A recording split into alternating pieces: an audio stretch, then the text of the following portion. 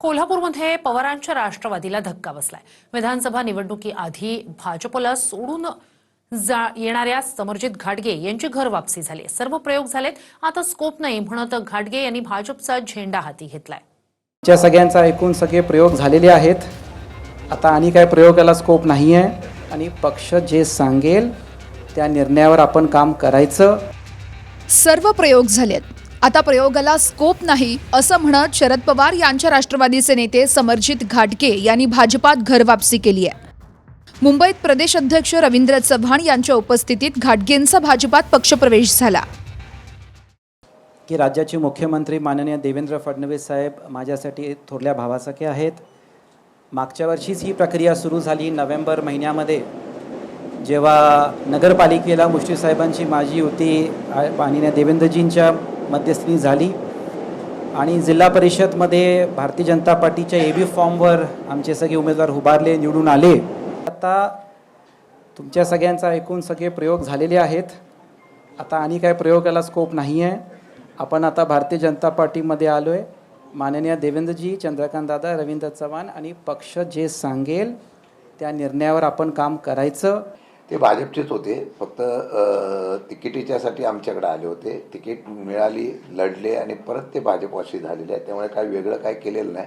मला चिंता एवढीच आहे की त्यांना भाजपमध्ये प्रवेश देणं म्हणजे हसन मुश्रीफ त्यांच्या अलायन्समध्ये असताना त्यांना भविष्यातले असलेला हा संकेत दिलेला आहे का? समरजित घाटगेंचा प्रवेश म्हणजे महायुतीमध्ये भविष्यकाळामध्ये असलेल्या आपल्या मित्र पक्षांना हा त्यांनी दिलेला मला वाटतं हा संकेत दिसतोय आहे आणि ह्या बाबतीमध्ये आता महायुतीतल्या असलेल्या त्यांच्या मित्र पक्षांनी विचार करावा गांभीर्याने।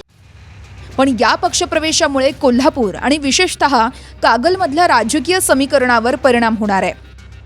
कागलमधून महायुतीतल्या दादांच्या राष्ट्रवादीचे मंत्री हसन मुश्रीफ आमदार आहेत। 2024च्या विधानसभा निवडणुकीत कागलमधून तिकीट मिळू शकत नसल्यानं घाटगेंनी भाजपची साथ सोडली आणि शरद पवार यांच्या राष्ट्रवादीचा हात पकडला। मुश्रीफ आणि घाटगेंमध्ये तगडा सामनाही झाला। मुश्रीफांना 1,45,269 मतं मिळाली, तर घाटगेंना 1,33,688 मतं मिळाली। मुश्रीफांचा 11,581 मतांनी विजय झाला। पण या पराभवानंतर पुन्हा एकदा घाटगे भाजपच्या वाटेवर होतेच।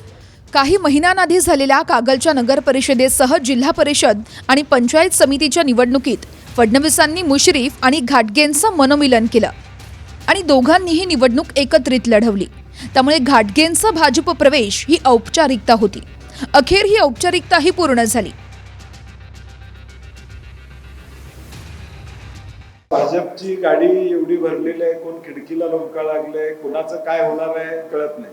कारण की आता काय चाललंय भाजपमध्ये, 70 सीट विधानसभेला वाढणार आहेत, 500 जणांना आश्वासनं मिळणार आहेत की या 70 मध्ये तुम्हाला सुद्धा आम्ही तिकीट देतो। तशी अवस्था आहे। डिलिमिटेशनची स्वप्न येणाऱ्या प्रत्येकाला डिलिमिटेशनची स्वप्न त्या ठिकाणी दाखवली जात आहेत, बाकी काही नाही। कागलचा मतदारसंघ महायुतीत दादांच्याच राष्ट्रवादीकडे राहील, कारण मुश्रीफांसारखा बडा नेता इथून आमदार आहे। त्यामुळे घाटगेंचा नेमका रोल काय हे दिसून येईल।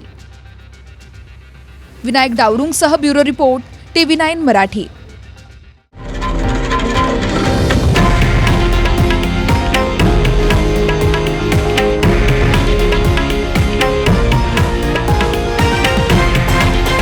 हे आहे देशातील नंबर 1 न्यूज नेटवर्क आणि आपण पाहत आहात TV9 मराठी, एकमेव।